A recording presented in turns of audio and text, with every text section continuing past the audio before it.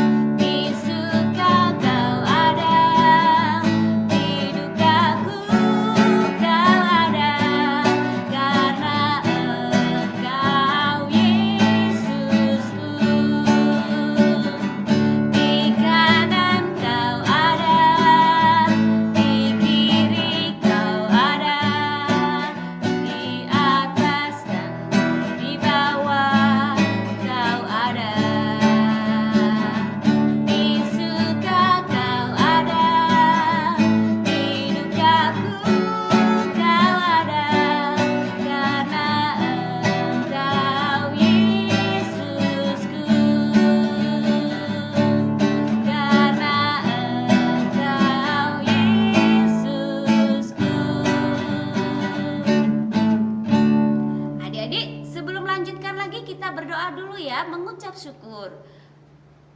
Tuhan Yesus, terima kasih buat hari ini, hari yang baru, untuk kekuatan dan kesehatan yang Tuhan berikan.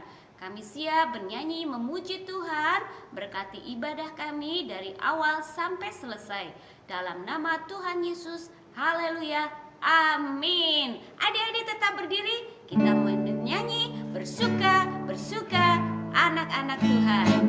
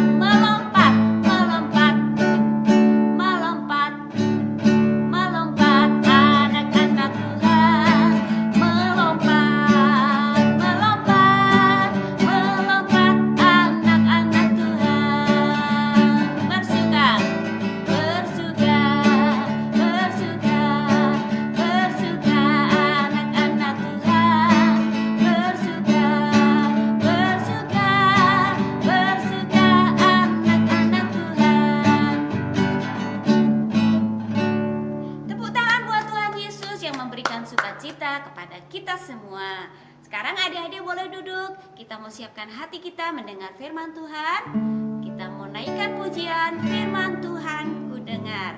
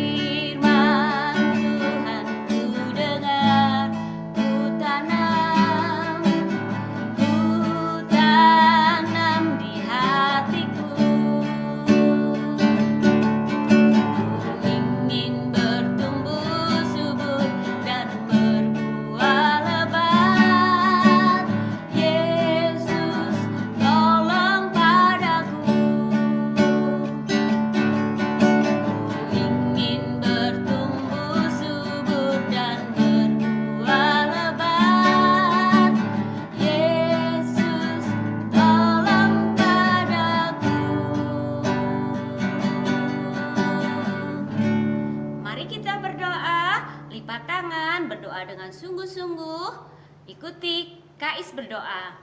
Tuhan Yesus yang baik, terima kasih untuk waktu yang Tuhan berikan.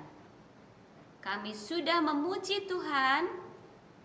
Sekarang kami siap mendengarkan firman-Mu.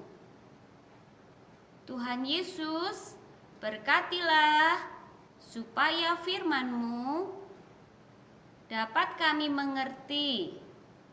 Roh Kudus, tolong kami untuk melakukannya.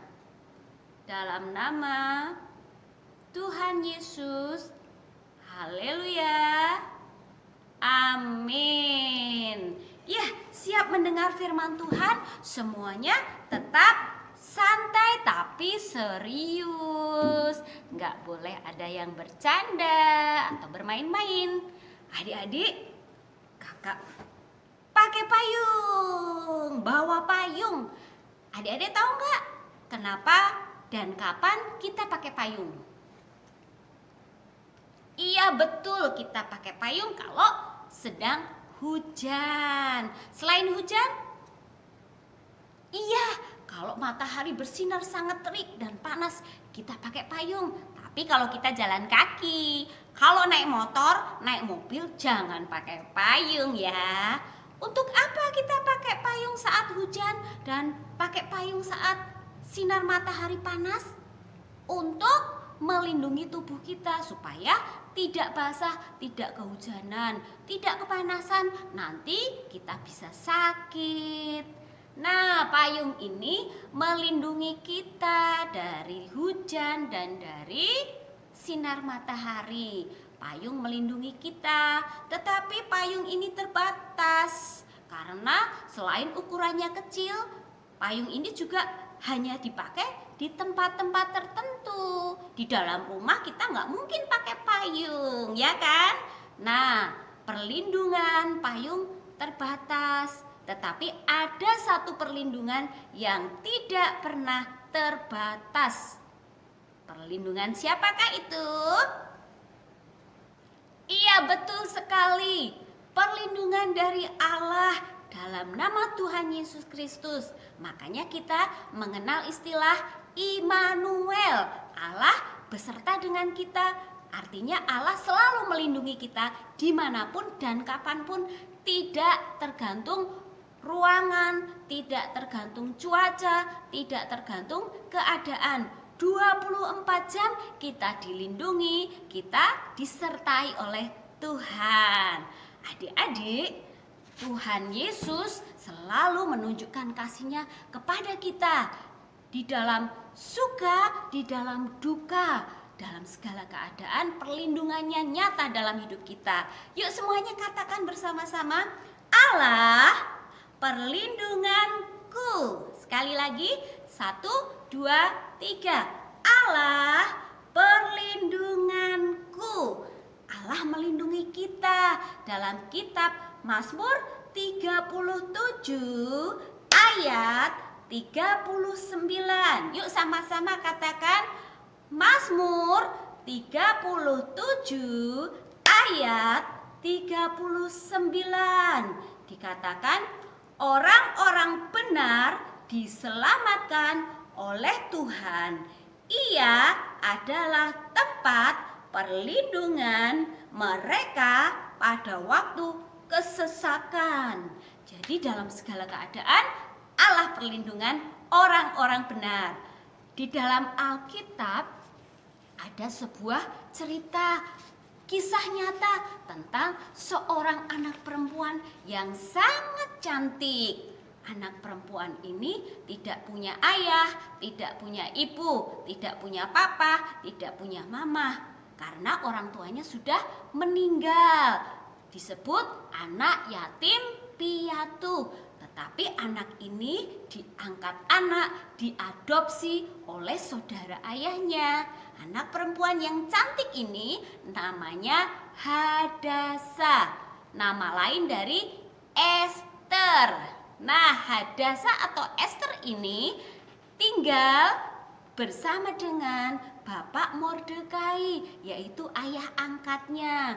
Mereka dan keluarganya tinggal di negeri Persia, di negeri orang asing, karena mereka adalah orang-orang Israel, orang Yahudi, tapi tinggal di negeri asing. Jadi hidup mereka sehari-hari di negeri asing, di negeri orang, tetapi kehidupan mereka tetap mengasihi Allah. Mereka tetap percaya kepada Allah, karena di negeri Persia semua orang yang belum percaya kepada Allah, mereka menyembah kepada patung dan berhala. Tetapi Mordekai mengajarkan Esther untuk mengasihi Allah, untuk menyembah kepada Allah. Mordekai mengajarkan Esther juga bagaimana berbicara dengan baik, sopan, berperilaku yang baik, sehingga Mordekai ingin melihat Hadasa atau Esther ini bertumbuh dalam takut akan Tuhan. Nah, adik-adik, akhirnya Esther ini bukan saja cantik wajahnya, tetapi hatinya juga cantik, perilakunya juga cantik, karena ada firman Allah yang mengajarkan untuk dia hidup mengasihi Allah dan mengasihi orang lain. Nah, di Persia ketika mereka hidup saat itu, raja yang berkuasa adalah Raja Ahasveros. Raja Ahasveros ini memerintah di dalam kerajaan yang sangat luas, sangat besar, karena dia menguasai 127 daerah dari Ethiopia sampai India, dari India sampai Ethiopia. Wah, kerajaannya sangat luas, sangat kaya, dan sangat terkenal. Tetapi Raja Ahasveros tidak punya permaisuri, tidak punya ratu. Dulu pernah punya, tetapi ratu yang pertama, yaitu Ratu Wasti, pernah tidak taat sama raja, melawan sama raja. Karena itu Ratu Wasti dihukum. Kemudian dia disuruh pergi, diusir dari istana, tidak lagi jadi ratu. Dan raja sendiri, kemudian raja karena nasihat-nasihat pegawainya disuruh mencari gadis-gadis yang cantik untuk dipilih jadi ratu, menggantikan Ratu Wasti. Dan semua daerah diberikan pengumuman dan dicari gadis-gadis yang cantik dan dibawa ke istana. Mereka semua dididik, dilatih berbicara, dan mereka juga dirawat, diberi minyak-minyak wangi, wangi-wangian, pakai baju-baju yang bagus-bagus, dirias biar cantik. Wah, selama 12 bulan. Jadi 1 tahun mereka harus dipersiapkan sebelum bertemu dengan Raja Ahasveros. Nah, adik-adik, saat itu karena Esther juga anak yang cantik, dia juga dibawa untuk menjadi salah satu orang yang dipilih. Siapa tahu nanti dia terpilih. Pokoknya jalankan saja apa yang harus dilakukan, lakukan saja. Dan dia dibawa ke istana. Dia juga dirawat, diberi wangi-wangian seperti teman-temannya. Tetapi Esther ini dia sangat istimewa, mendapat perlakuan istimewa. Kenapa? Karena sikapnya baik, dia sangat sopan, dia sangat murah hati, dia tidak sombong, dia suka membantu, menjawab dengan ramah, suka menyapa. Wah, pokoknya dia sangat disukai teman-temannya dan para pegawai-pegawai istana. Dan hari itu tiba giliran Esther harus bertemu Raja Ahasveros. Dia dipersiapkan dengan sangat baik. Wah, raja sudah menunggu. Sekarang giliran Esther. Dia harus berjalan di depan raja. Wah, deg-degan juga, tapi senang juga. Dan Esther percaya kalau Tuhan yang menuntun dia sampai di tempat itu pasti Tuhan menyertai. Dan Esther berjalan, dan Esther dengan santainya, tetapi dengan percaya diri, percaya Tuhan, dia berjalan dan raja melihat Esther dan raja sangat senang. Wow, ini gadis yang tercantik yang aku lihat. Terus dia terlihat berbeda dari gadis yang lain. Apa yang membedakan adik-adik? Iya, karena ada roh Allah di dalam dirinya. Jadi dia terlihat sangat istimewa. Maka raja tertarik dan raja memakaikan mahkota di atas kepalanya. Wow, tepuk tangan buat Esther. Tepuk tangan buat Tuhan. Ya, Esther akhirnya terpilih menjadi ratu yang baru, menggantikan Ratu Wasti. Semuanya senang, semuanya gembira, dan semuanya ikut berpesta karena raja mengadakan pesta perayaan karena sudah mendapatkan ratu yang baru. Nah, adik-adik, setelah itu Esther tetap tinggal di istana. Dia mendapat tempat yang terbaik dibandingkan teman-temannya. Kamarnya yang paling besar, kamarnya yang paling indah, pokoknya apa yang diinginkan diberikan kepadanya. Dapat perlakuan istimewa karena Tuhan menyertainya. dan dia tetap tinggal di istana, tidak kembali lagi ke rumah ayah angkatnya.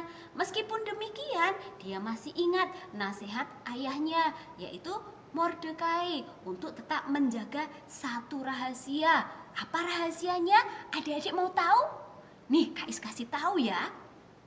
Bapak Mordekai bilang begini, Esther, kamu tidak boleh kasih tahu asal usul kita dari mana. Kita tidak boleh menceritakan kita adalah orang Yahudi, jangan bilang-bilang. Nah, itulah rahasianya. Jadi Esther ingat nasihat Bapak Mordekai. Walaupun dia tinggal di istana, dia tetap menghormati Bapak Mordekai, ayah angkatnya. Dia tetap menyayangi, tetap menghormati. Nah, adik-adik, suatu hari pelayan dari Ratu Esther ini berlari-lari dan dia bilang sama Ratu Esther, Ratu Esther, aku melihat sepertinya ayahmu yang berjalan mondar-mandir kiri kanan, pakai bajunya jelek sekali, badannya sangat kotor, kepalanya ada abunya. Wah, selain itu dia teriak-teriak, dia menjerit-menjerit. Wah, kenapa ayahku? Apa yang terjadi? Tolong tanyakan kepadanya. Kemudian pelayannya ini cepat-cepat lagi, dia ke bawah, dia tanya, apa yang terjadi? Bapak Mordekai, tolong katakan padaku. Kemudian Bapak Mordekai menceritakannya. Nih, anak pelayannya ada di atas, dia lihat, terus dia bertanya. Kemudian dia ceritakan kepada pelayannya dan pelayannya langsung memberitahu Ratu Esther. Ternyata ini yang terjadi adik-adik. Kenapa Bapak Mordekai teriak-teriak? Kenapa menjerit-menjerit? Kenapa berkabung? Kenapa pakai baju jelek? Kenapa menangis-menangis? Nah, ternyata begini ceritanya. Pelayan itu bilang bahwa kata ayahmu sudah diumumkan bahwa semua orang Yahudi yang ada di kerajaan Persia harus dihukum mati. Jadi semuanya harus dihukum mati. Anak-anak, laki-laki, perempuan, sampai orang tua. Pokoknya semua orang Yahudi harus dihukum mati. Loh, kenapa bisa begitu? Kata Esther. Kalau begitu aku mau bertemu dengan ayahku. Tolong cepat bawakan baju kepadanya. Nah, dibawakan baju yang bersih dan bagus karena tidak boleh masuk ke istana dengan pakaian yang berkabung. Lalu Esther bertemu dengan Bapak Mordekai karena Bapak Mordekai sudah bersih, sudah pakai baju yang bersih. Lalu Bapak Mordekai cerita, begini ceritanya. Waktu itu ada pegawai istana namanya Haman. Dia dapat perintah dan dia menjalankan perintah itu dengan baik. Lalu dia dapat hadiah. Salah satunya dia dapat penghormatan. Kata raja, semua orang yang bertemu dengan Haman harus sujud menyembah kepadanya. Nah, ketika itu aku tidak menyembah dia. Selama aku lihat orang-orang pada sujud menyembah, dan aku lihat tiap hari kok seperti itu. Terus aku berpikir, kenapa manusia disembah? Nah, ketika Bapak Haman lewat di depanku, aku tetap berdiri dan aku tidak menyembahnya. Karena itu Haman sangat marah kepadaku dan dia merencanakan untuk membunuh aku. Tetapi bukan aku saja yang dibunuh. Dia menyiapkan tiang gantungan untuk membunuh aku. Tetapi dia juga ingin membunuh semua orang Yahudi karena sudah ketahuan bahwa aku ini orang Yahudi. Nah, sekarang kamu harus ketemu sama raja supaya raja membatalkan surat perintahnya. Oh, surat perintahnya sudah dibuat. Sudah dibawa ke seluruh daerah. Siapa yang bikin? Iya, Haman yang bikin. Adik-adik, waktu itu Haman usul sama raja. Raja, di negeri ini ada bangsa lain yang tidak kita kenal. Mereka ada di tengah-tengah kita dan mereka punya hukumnya sendiri. Mereka punya aturan sendiri. Jadi mereka tidak mau mengikuti aturan kita. Jadi bagaimana raja? Sebaiknya kita musnahkan saja. Kita bunuh mereka semua. Nanti saya akan beri hadiah kepada raja. Dan adik-adik, jawab raja adalah, silahkan lakukan saja apa yang menurutmu baik.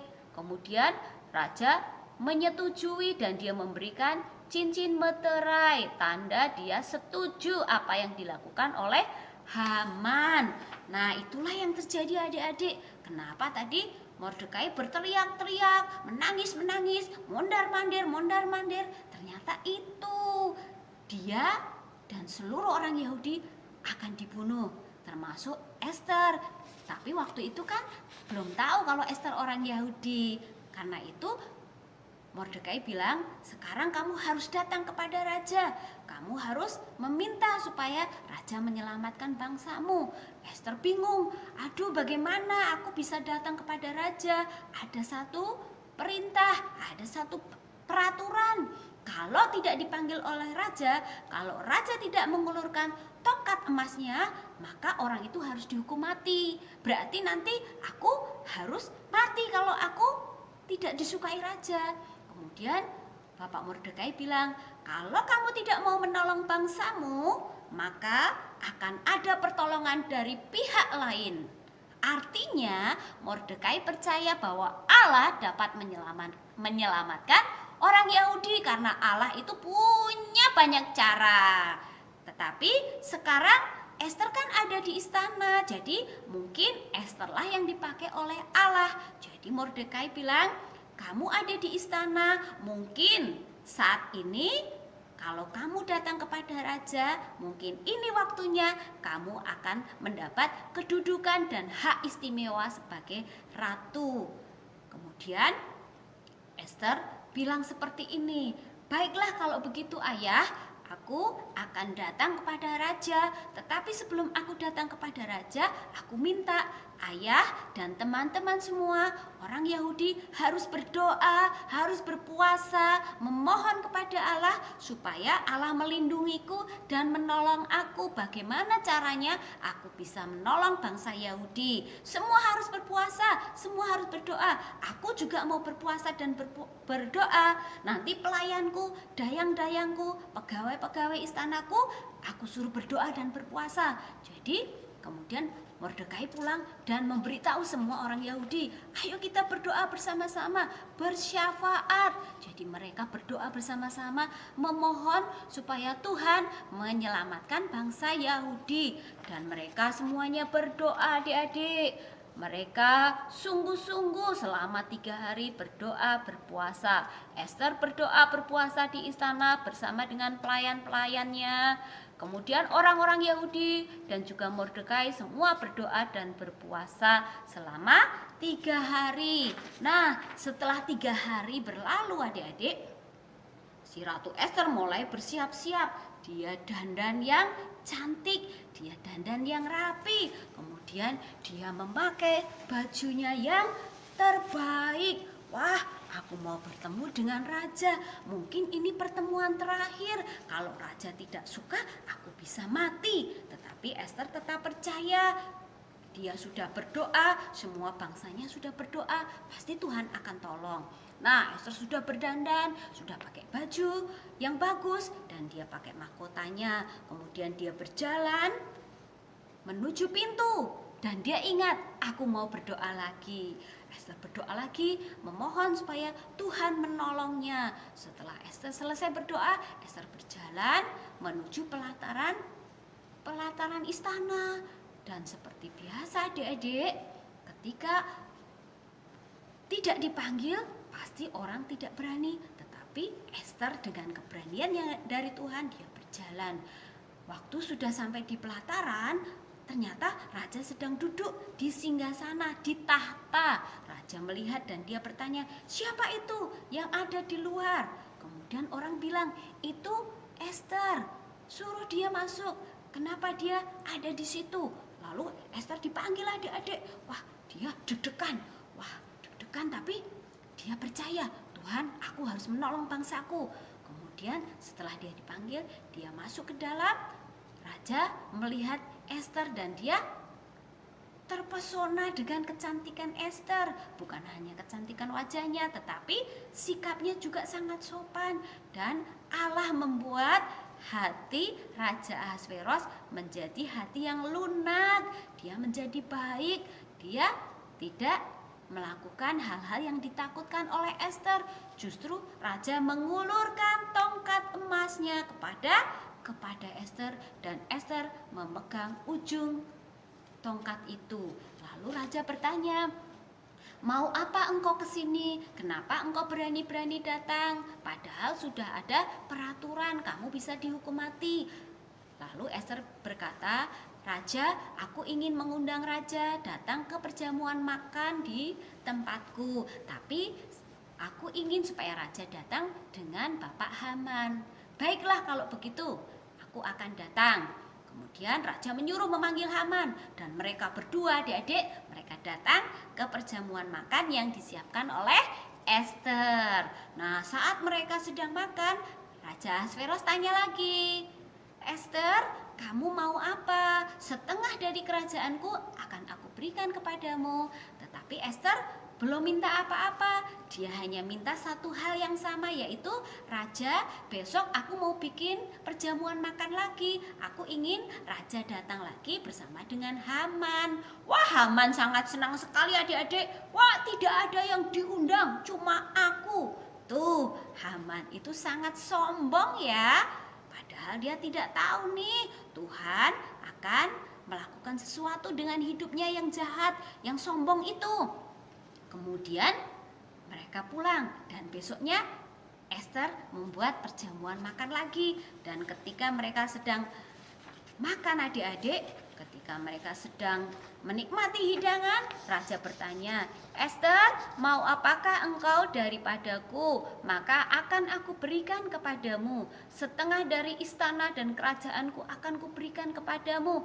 Tetapi Ester tidak mau kekayaan, dia tidak mau apapun, dia hanya mau keselamatan untuk bangsanya. Lalu Ester mulai cerita, karena Ester sudah berunding dengan Bapak Mordekai tentang kebangsaannya. Berarti ini saatnya menceritakan yang sesungguhnya. Lalu Ester bilang sama Bapak atau Raja Ahasveros, dia bilang, "Tuanku, aku adalah orang Yahudi, dan sekarang aku sangat sedih karena aku dan seluruh bangsaku sebentar lagi akan mati. Kami akan dibunuh." "Loh, siapa yang berani-berani membunuh kalian?" Raja sangat kaget, adik-adik. Rupanya raja lupa ya kalau raja pernah menyetujui hal itu. Namanya juga raja, yang dipikirkan banyak, jadi mungkin dia lupa. Jadi Ester bilang, "Siapa itu yang berani? Berani-beraninya dia mau membunuh permaisuriku dan membunuh semua orang Yahudi." Lalu Ester menunjuk, "Dialah orangnya, yaitu dialah Haman." Lalu raja marah dan dia bilang, "Pengawal, tangkap Haman." Lalu Haman ditangkap dan dihukum mati.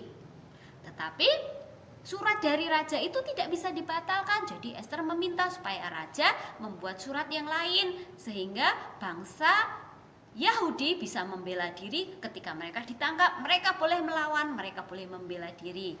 Dan pada waktunya, bulan ke-12 yang sudah ditetapkan untuk membunuh orang Yahudi pun bersiap-siap. Karena pertolongan Tuhan, mereka berdoa, mereka berpuasa, mereka bersiap-siap membela diri. Kalau ditangkap, mereka boleh melawan. Dan akhirnya, adik-adik, Tuhan melepaskan mereka dari kesesakan. Tuhan menolong mereka dan mereka selamat. Puji Tuhan. Jadi semuanya bergembira, semuanya bersukaria. Hore, hore. Wah, semuanya senang. Dibuatlah perayaan yang dikenal sampai hari ini sebagai perayaan Hari Raya Purim. Jadi semua orang Yahudi merayakannya sampai hari ini. Dan setelah itu Bapak Mordekai pun boleh bekerja dan tinggal di istana. Jadi dia sering bertemu dengan Ester. Nah, Ester dan Bapak Mordekai sangat mengasihi Allah, sangat menghormati Allah. Kita belajar dari sikap mereka ya. Yang pertama adalah menyembah Allah. Tidak menyembah kepada manusia tetapi menyembah kepada Allah. Tidak mengandalkan manusia tetapi mengandalkan Allah.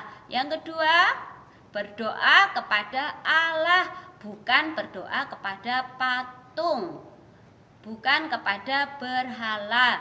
Yang ketiga, Ester dan Mordekai mempunyai sifat peduli atau mengasihi bangsanya. Jadi karena mereka peduli dan mengasihi bangsanya, mereka berusaha dan bekerja sama untuk menyelamatkan seluruh bangsa Yahudi. Dan yang keempat, rela berkorban. Ester rela berkorban. Dia bilang, kalau terpaksa aku mati, biarlah aku mati, asal bangsaku selamat. Tuhan melindungi orang-orang benar dalam kesesakan. Ester adalah anak Tuhan yang bertumbuh dalam pengenalan akan Tuhan. Dia mengasihi orang tua, dia mengasihi Allah, dia menghormati Allah. Nah, ini hal yang penting. Kita mengasihi Allah, kita juga menghormati orang lain, menghormati orang tua. Jadi kasih kepada Allah dan kasih kepada sesama. Adik-adik, jangan lupa ayat hafalan kita yang tadi kita hafalkan. Allah perlindunganku, Allah perlindunganku. Mazmur 37 ayat 39. Yuk baca sama-sama ya. 1, 2, 3. Orang-orang benar diselamatkan oleh Tuhan. Ia adalah tempat perlindungan mereka pada waktu kesesakan. Puji Tuhan, kita sudah mendengar firman Tuhan. Sekarang kita mau berdoa. Yuk semuanya lipat tangan, tutup mata, kita mengucap syukur. Tuhan Yesus, terima kasih kami sudah mendengar firman-Mu. Kami bersyukur Engkau melindungi Ester, Mordekai, dan bangsa Yahudi. Kami percaya Tuhan, perlindungan-Mu juga ada dalam kehidupan kami, dalam keluarga kami, dan juga buat bangsa Indonesia. Terima kasih untuk firman-Mu, dalam nama Tuhan Yesus, haleluya, amin.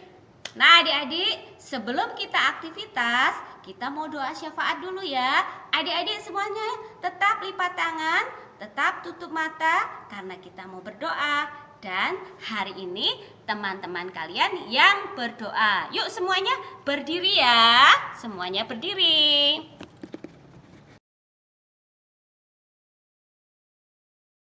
Tuhan Yesus, hari ini kami mau doa untuk bangsa Indonesia.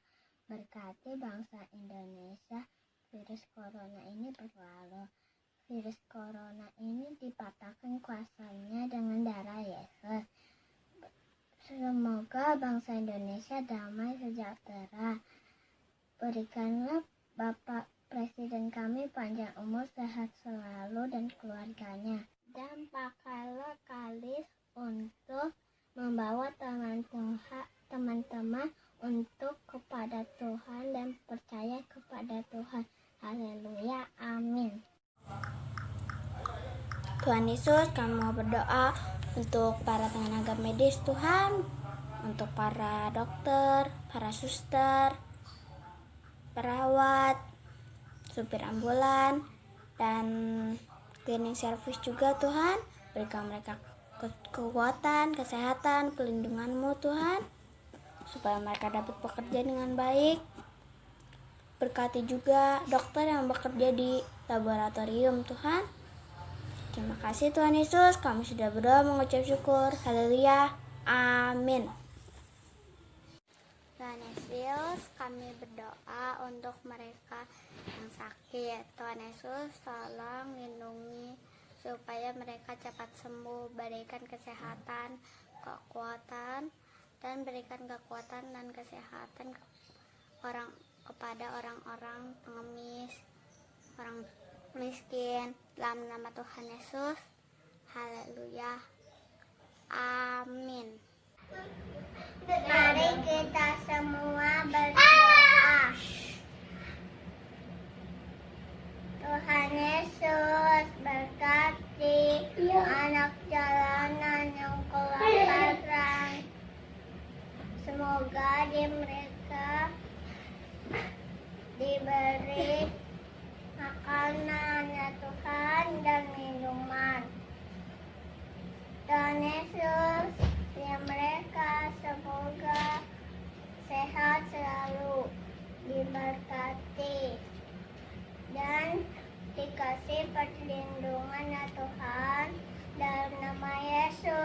kami berdoa. Haleluya, amin.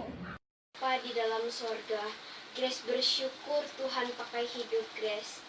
Ya Tuhan, Grace berdoa bagi bangsa dan negara Indonesia, supaya bangsa Indonesia diberi pengampunan dan ketobatan ya Tuhan, supaya bangsa Indonesia aman dan damai.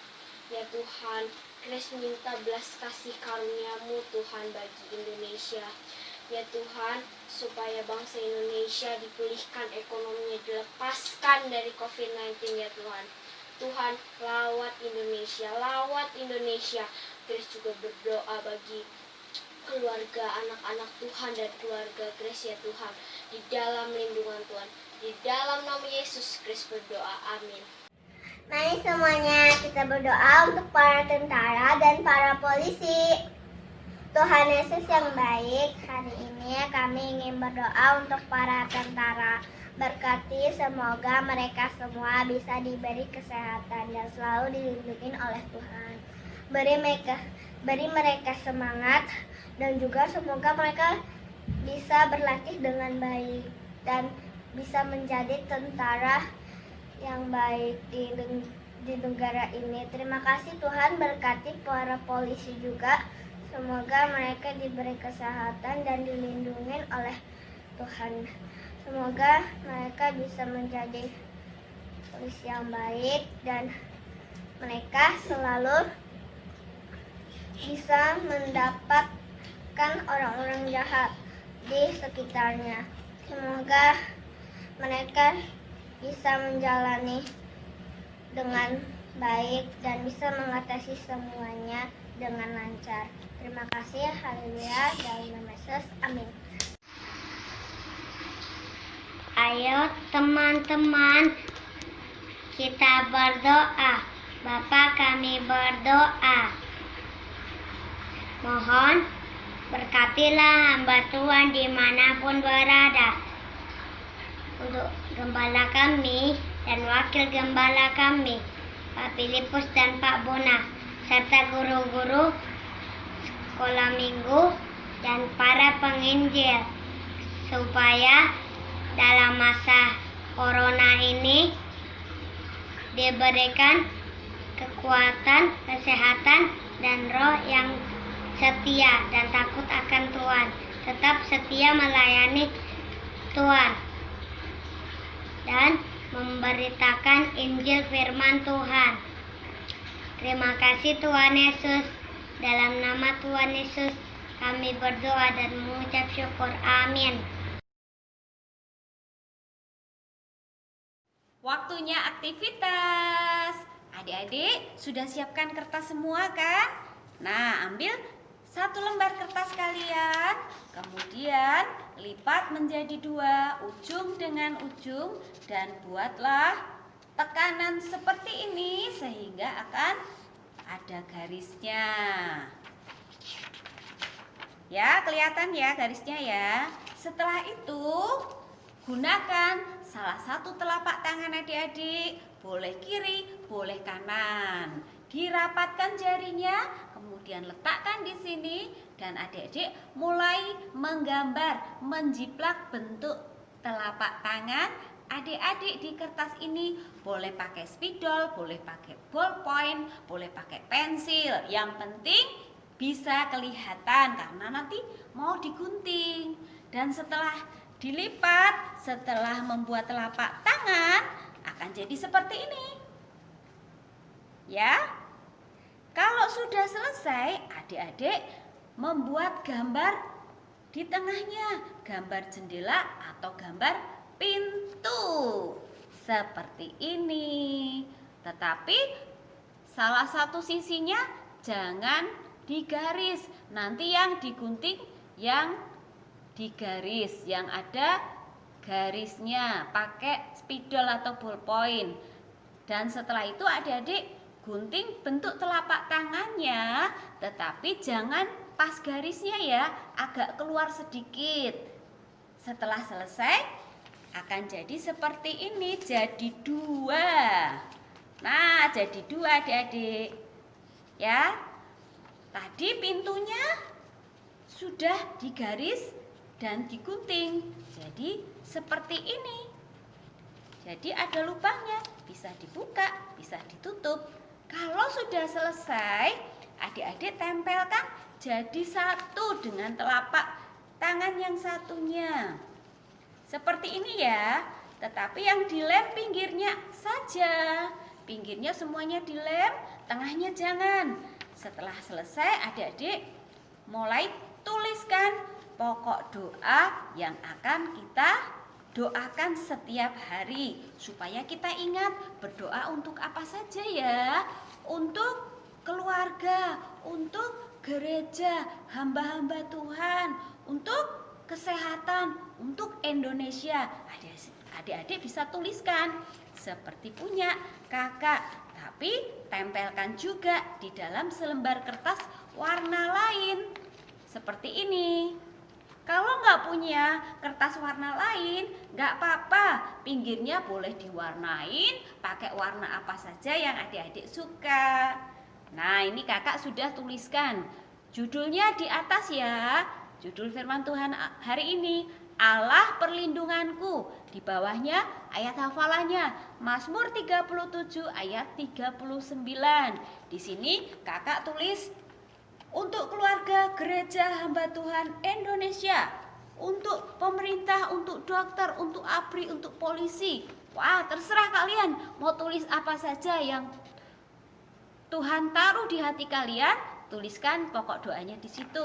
Tapi kalau kalian kesulitan untuk menulis, Kak, lubangnya kecil, nulisnya terlalu banyak, nanti nggak kebaca. Adik-adik ada solusinya. Pakai cara lain, boleh pakai gambar seperti ini. Wah, kakak nggak bisa gambar sebagus kalian, jadi kalian bisa pakai seperti ini ya. Pakai gambar aja, misalnya berdoa untuk gereja hamba-hamba Tuhan, pakai gambar gereja, gedung gereja, ada salibnya.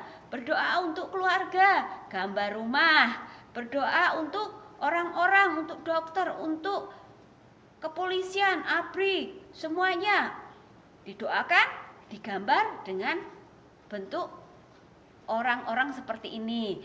Terus berdoa untuk bangsa Indonesia, gambarkan saja bendera Indonesia merah putih. Nah, kakak tadi sudah kasih contoh, ada satu pintu besar atau dua jendela, atau satu lagi kakak punya yang 3 jendela. Ini karena kakak tidak pakai tulisan, pakai gambar, jadi bisa pakai 3 jendela ya. Tuh ada juga kakak sudah gambar di sini. Gambar rumah, berdoa untuk keluarga, berdoa untuk gereja, kemudian untuk Indonesia. Jangan lupa tuliskan judulnya. Firman Tuhan hari ini, Allah perlindunganku. Ayat hafalannya di bawah, Mazmur 37 ayat 39. Mudah ya adik-adik, supaya kita ingat bahwa kita harus selalu berdoa, bukan hanya untuk diri sendiri, tetapi berdoa untuk orang lain, untuk keluarga, untuk bangsa, untuk hamba-hamba Tuhan, untuk gereja, dan banyak sekali yang harus kita doakan. Tuhan Yesus juga suka berdoa, jadi kita anak-anak Tuhan harus mengikuti teladannya Tuhan Yesus. Ya, ibadah hari ini sudah selesai. Aktivitas sudah selesai, kita sudah berdoa syafaat juga. Sekarang saatnya kita berpisah. Tapi kakak ingatkan, jangan lupa jaga kesehatan, jangan lupa jaga kebersihan, makan makanan yang sehat, cuci tangan, pakai sabun dan air mengalir. Jangan lupa istirahat yang cukup, jangan terlalu banyak main game, main HP, nonton TV. Nah, jangan ya. Atur waktu dengan baik supaya tubuh kita sehat selalu. Ya adik-adik ya, sampai ketemu lagi minggu depan.